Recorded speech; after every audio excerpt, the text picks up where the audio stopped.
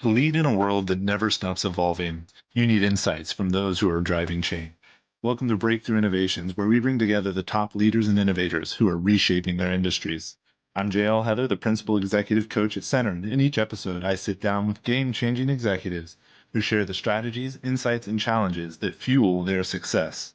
In the next 20 minutes, you'll gain practical takeaways to drive your own breakthroughs. So if you're ready to stay ahead, join us here on Breakthrough Innovations.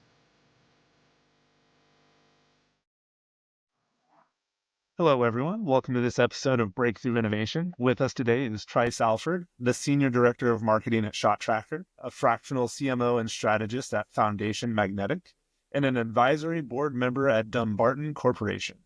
While Trice is a go-to market strategist and marketing leader focused on helping small and medium businesses grow, he's also a husband, a dog parent, and a personal friend. So Trice, thanks for being here. I'm super excited to have you on the show, and I'm really looking forward to chatting with you. Yeah, it's good to see you again, man.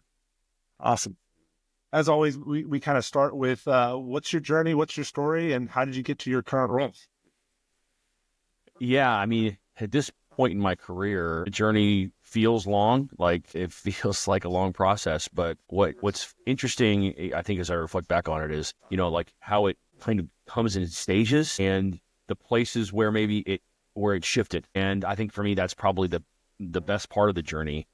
I started my career in media and mostly focused on selling advertising and leading advertising teams and leading media organizations. And then I kind of got to this place where I realized I was getting into rooms with people where there were serious marketers and not just agency partners in between me and the organization. And I wasn't speaking the same language. And I realized quickly, and this is sort of at the height, not the height, but right before the really height of getting an MBA. And I knew that I needed to learn just to speak the language of business better. And I'm sitting across the table from a CMO or I'm selling to, Adobe or Microsoft. And I'm like, these people have looked at these audiences way deeper than I have. And I'm trying to offer, a media opportunity for an audience, but I'm not necessarily seeing their full spectrum. And that was a gap. And so getting an MBA was probably a transition for me. Where you and I worked together at VML was definitely a transition for me. That was sort of taking the idea of working with bigger businesses to another level. Right. Yeah. Much more involved, obviously. And then it segued into me really focusing on marketing as my career and shifting to being the marketing leader in an organization and trying to get that full spectrum for myself and understand the business and find the ways for marketing to be attached to the business more. And that journey has now, led me to where I'm at. I've been a marketing leader now for I don't know, 15 years or so, and it feels like a long time. Although it feels just like yesterday. So that's kind of the short version of the journey. And I think along the way, I've found ways to keep learning, keep changing, keep modeling. Marketing is a fluid thing, and how it's used in one organization for another is very different. And to keep moving with that is kind of been the ongoing journey for me these last 15 years. And it keeps it interesting for sure. So, yeah. No, I love the story, and it really resonates. Like those stories sometimes only seem to make sense in retrospect, right? You couldn't have laid out those dots in the beginning, but looking back, 100%. it makes sense.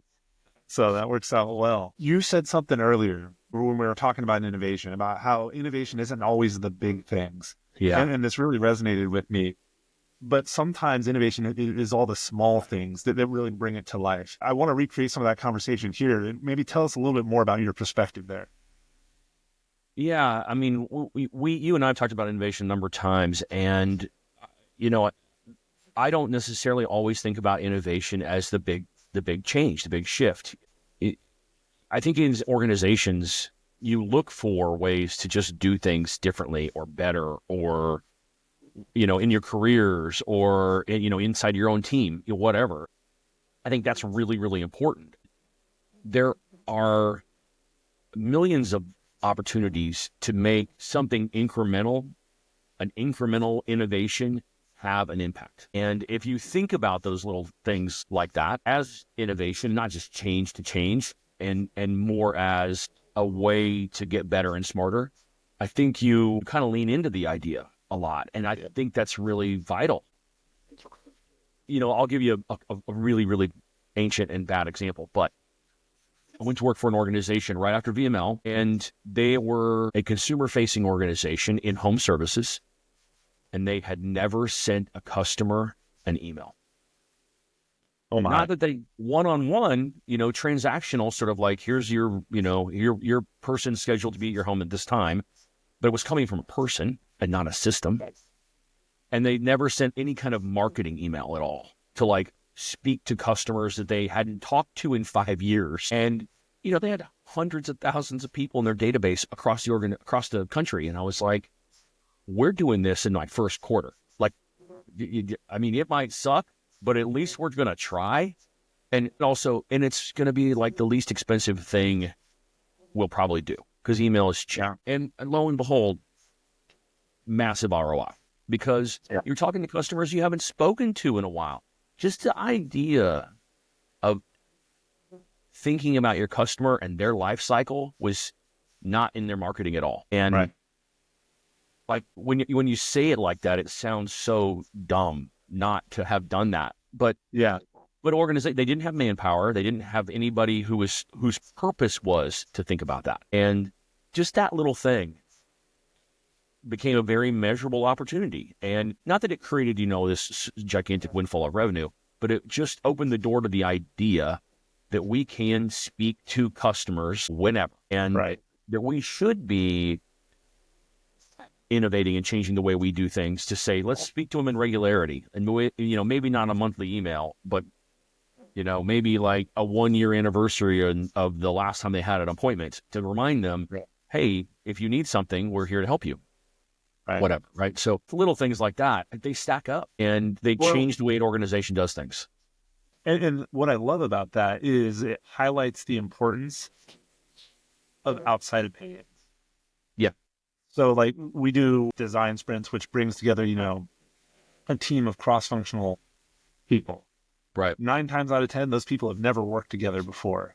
And it's amazing when you bring together that diversity of thought and experience, magic kind of happens. Yeah. The other thing I love about... Go ahead. Yeah.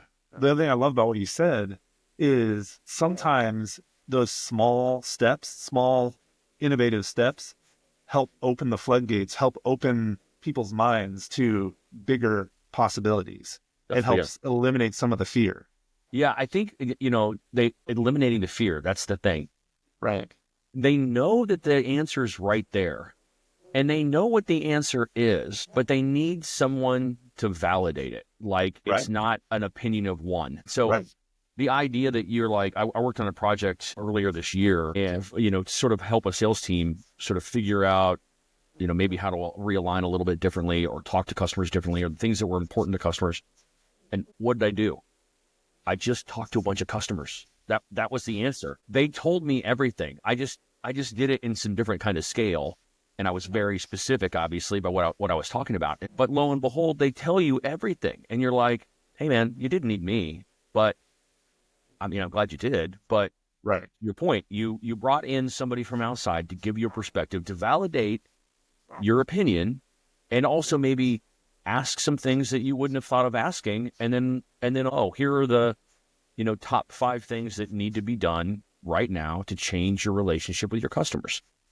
Yeah. It's not rocket science, but it is innovation. And to that point, it's incremental, and it makes a difference to the people that make a difference for you.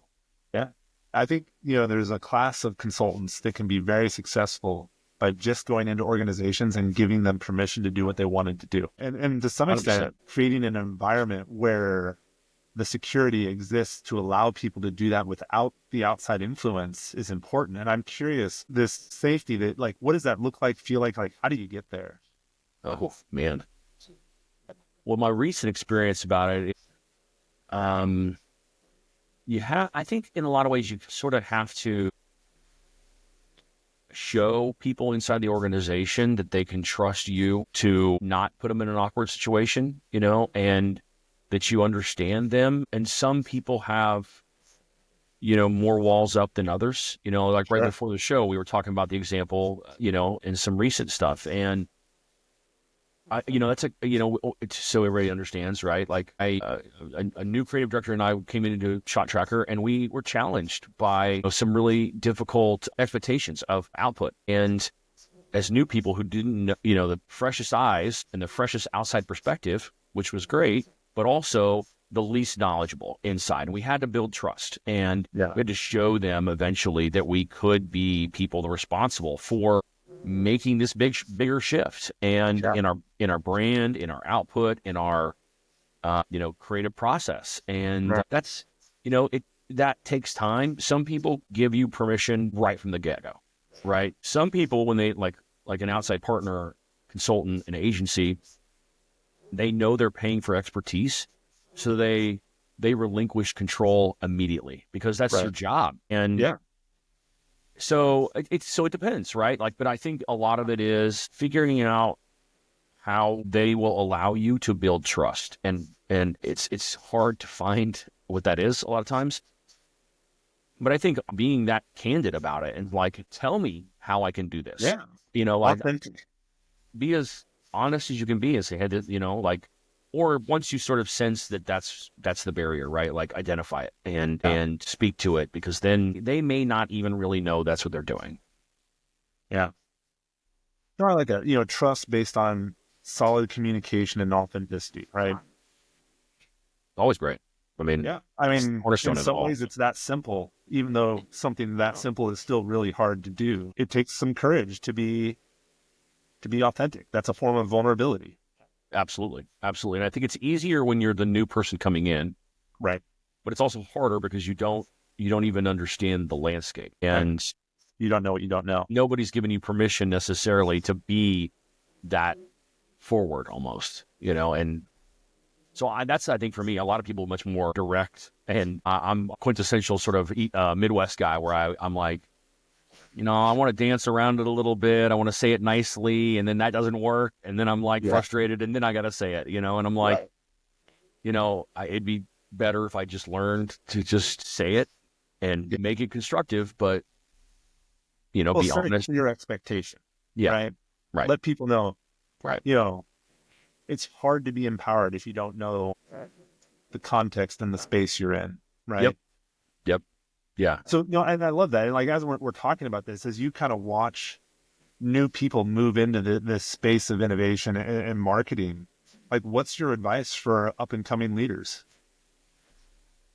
Yeah, I think this, I've got, it's funny, as I've over the years been asked to like talk to like undergrads or something like that. I always end with like, here are 4 or 5 sort of tricisms. And one of them actually is like this, but I had a boss really early in my career. It was the first time I'd been promoted into management. And I was leading a sales team, and my boss was 40 something, bunch of kids. He was not going anywhere. I was never going to get his job, right? And it was easy for me to see that, and that was okay. There was a lot of opportunity to learn.